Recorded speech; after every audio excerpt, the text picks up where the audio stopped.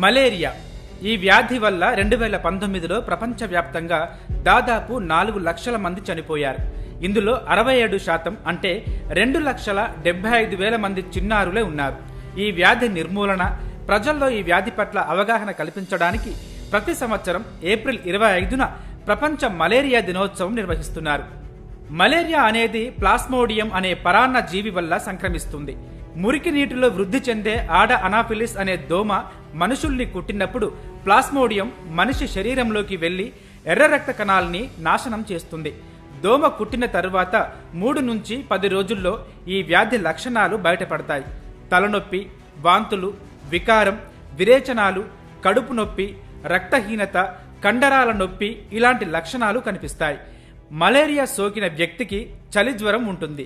శరీర ఉష్ణోగ్రత పెరిగి గజగజ వణికిపోతారు. చిన్న చిన్న పనులకే అలసట రావడం, వేగంగా శ్వాస తీసుకోవడం వంటివి చేస్తుంటారు. ముఖ్యంగా చిన్నపిల్లలపై దీని ప్రభావం ఎక్కువగా ఉంటుంది. వ్యాధి లక్షణాలు కనిపిస్తే వెంటనే రక్త పరీక్ష చేయించుకోవాలి. అందులో వ్యాధి సోకినట్లు నిరూపితమైతే డాక్టర్లు సూచించిన మందులను కోర్సు పూర్తయ్యే వరకు వాడాలి. జ్వరం తగ్గిందని మధ్యలోనే మానేస్తే వ్యాధి తిరగబడే అవకాశం ఉంటుంది.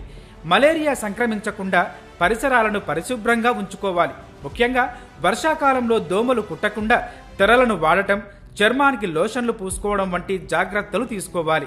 రోగనిరోధక శక్తిని పెంచే ఆహారాన్ని తినాలి. ఈ వ్యాధి నివారణకు టీకాలు కూడా అందుబాటులోకి వచ్చాయి.